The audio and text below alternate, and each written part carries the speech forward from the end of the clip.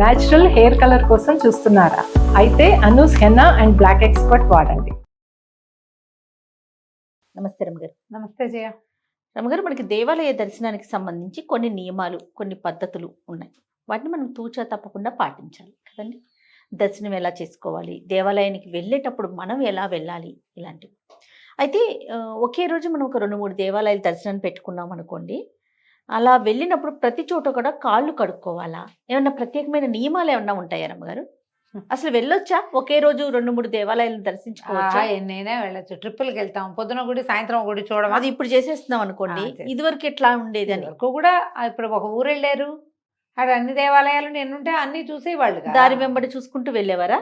సాధారణంగా దేవాలయ దర్శనం అనగానే ఏమిటి, మనం ఒక పవర్ఫుల్ ఆరా ఉన్న ప్రదేశంలోకి మనం వెళ్తుంటే సాధ్యమైనంత పవిత్రంగా, శుభ్రంగా, మనసు పవిత్రంగా, శరీరం శుభ్రంగా, విడిచినవి కట్టి విడిచినవి అలాంటి బట్టలు కట్టుకోకుండా శుభ్రంగా, పట్టు చీరలే అక్కర్లేదమ్మా, ఉతికినవి బట్టలు అప్పుడెప్పుడు 5-6 సార్లు కట్టుకుని హ్యాంగర్లకు తగిలిచినవి కట్టుకుని గుళ్ళల్లోకి వెళ్ళకండి.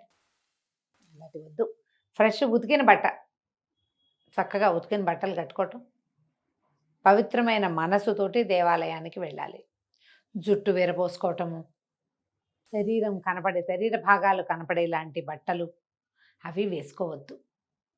సంప్రదాయ వస్త్రాలు వేసుకోవాలన్న నియమం ఉన్న దేవాలయాలు కొన్ని ఉన్నాయి, తప్పదవి. ఇప్పుడు వాళ్ళకి కాకుండా ఇప్పుడు మనకైనా మనం వెళ్ళేది ఎందుకు? మన దేహ ప్రదర్శనకి కాదు కదా, స్కిన్ షోకి కాదుగా మనం వెళ్తోంది. దేవాలయంలోకి వెళ్తున్నప్పుడు మీకు ఒకళ్ళు చెప్పాలా అసలు మంచి బట్టలు వేసుకోండి అని? మనం వెళ్ళేది దైవ ధ్యానం చేసుకోవడానికి, మనసు ప్రశాంతం అవటానికి, ఒక డివైన్ ఆరాలోకి మనం ప్రవేశించేటప్పుడు చాలా డివినిటీ కాకపోతే హ్యూమానిటీ లాంటివి సాధారణ వ్యవహారం ఒకటి ఉండాలిగా మనకి. అవును. బాడీ రివీలింగ్గా లేని బట్టలు, ఎక్కువ ఆడంబరానికి పోవద్దు, సింపుల్గా వెళ్ళండి. ఏదైనా దేవాలయం ప్రకారం పువ్వులో, తులసో, లేకపోతే మారేడు బిల్వాలో, ఏది అవకాశం ఉంటే అది, ఒక కొబ్బరికాయలో, అరటిపళ్ళు, ఏవి కుదిరితే అవి సమర్పించడానికి తీసుకెళ్తాం. బుద్ధి పవిత్రంగా పెట్టుకోవాలి. ఈ జుట్లు విరబోసుకుని తలలో ఇట్లా చేతులు పెట్టుకుని కదుపుకుంటూ చేయకూడదు. తలల్లో చేతులు పెట్టడం, క్రాఫ్ట్ సవరించుకోవటం మగపిల్లలైనా అలా పనికిరాదు. ఈ చేతితోటి మీరు తీర్థం తీసుకోలేరు, అది మంచిది కాదు. లోపలికి వెళ్ళాం, దర్శనం చేసుకున్నాం. ఇప్పుడు గ్రూప్ ఆఫ్ టెంపుల్స్ ఉన్నాయి. ఈ సనత్ నగర్లో కానీ, మన జీటీఎస్ కాలనీలో కానీ కొన్ని దేవాలయాలు చూడు, వరుసగా అన్ని సన్నిధులు ఉంటాయా. మీరు ప్రెమిసెస్లోకి అడుగు పెట్టిన తర్వాత వరుసగా దర్శనాలు లోపల చేసేసుకోవచ్చు. ఒక దర్శనానికి మధ్యలోకి మీరు కాళ్ళు కడుక్కోవడానికి రావక్కర్లేదు.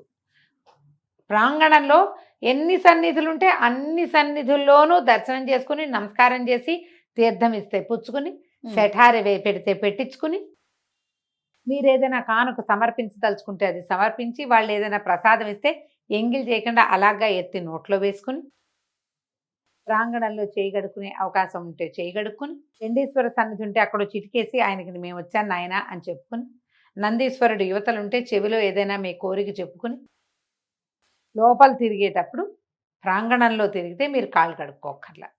అలా కాకుండా ఇది ఒక వెంకటేశ్వర స్వామి దేవాలయానికి వెళ్ళాం, దేవాలయంలో నుంచి బయటకు వచ్చాం. బయటకు వచ్చాక పక్కనే శివాలయం ఉంది, ఒక 10 అడుగుల దూరంలో, లేదా ఒక అరగంటలో శివాలయానికి వెళ్తాం. ఈ శివాలయానికి వెళ్తే ఇది వరకు మామూలు పద్ధతి ఏమిటి, గుళ్ళో నుంచి బయటకు వచ్చాక దేవాలయం నుంచి ఇంటికి రాగానే కాళ్ళు కడుక్కుంటే దేవాలయ దర్శనం ఫలితం పోతుంది అని వింటూ ఉంటాం. అవును రమ్మగారు కదా. అంటే పనిమాల కాళ్ళు కడుక్కోకుండా మీరు ఇలా ఏదైనా వెళ్తే, బాత్రూంలోకి వెళ్తే, రెస్ట్ రూమ్ వాడుకున్నప్పుడు కాళ్ళు కడుక్కోవచ్చు, ఓకే, దానికి తప్పులేదు. పనిమాల వాకిళ్లలో కాళ్ళు కడుక్కుని వెళ్ళకూడదు. ఇప్పుడు వాకిళ్లలో ఎవరు కడుక్కుంటున్నారమ్మా కాళ్ళు? అసలు ఎక్కడున్నాయి? అసలు వాకిళ్ళు లేవు, కాళ్ళు ఉన్నాయి, వాకిళ్ళు లేవు, నీళ్ళే లేవు. ఆ పద్ధతి లేదు. మనము ఈ వెంకటేశ్వర స్వామి దేవస్థానం నుంచి 10 నిమిషాలు ప్రయాణం చేసి శివాలయానికి గనక, లేదా ఇంకొక అమ్మవారి ఆలయానికి గనక వెళ్తే, ఈ దారంతా నడుస్తారు కదా, నడిచిన కార్లు, ఆగండి, ఆగు. ఆ గుళ్ళో నుంచి బయటకు వచ్చాక చెప్పులు వేసుకుంటావా? వేసుకోవా? నువ్వు వేసుకుంటావు. చెప్పులు వేసుకున్న కాళ్ళు కడుక్కోవాలి. ఓహో. నువ్వు ప్రెమిసెస్లోకి వెళ్ళినప్పుడు దేవాలయ ఏమంటారు మా గ్రూప్ ప్రాంగణంలోకి వెళ్ళినప్పుడు వెళ్ళినప్పుడు ఆగుళ్ళ నుంచి ఆ సన్నిధి నుంచి గుడి కాదు అది సన్నిధులు ప్రాంగణం తిరిగేటప్పుడు చెప్పులు వేసుకోము మనం. కానీ నువ్వు వెంకటేశ్వర స్వామి వారి దేవస్థానం నుంచి బయటకు వచ్చి అమ్మవారి దేవస్థానానికి వెళ్ళడానికి నువ్వు చెప్పులు వేసుకుని నడిచితే గనక చెప్పులు వేసుకుని కారులో కూర్చున్నావు, చెప్పులు వేసుకుని కారులో నుంచి దిగావు, అయినా సరే కాళ్ళు కడగాల్సిందే. అప్పుడు కాళ్ళు కడుక్కొని లోపలికి వెళ్ళాలి. మళ్ళీ అక్కడి నుంచి బయటకు వచ్చావు, అక్కడెక్కడో సుదర్శన స్వామి ఉన్నాడు, అక్కడ దాకా నువ్వు ఒట్టి కాళ్ళతో నడిచినా రోడ్డు మీద నడిచావా కాళ్ళు కడుక్కో.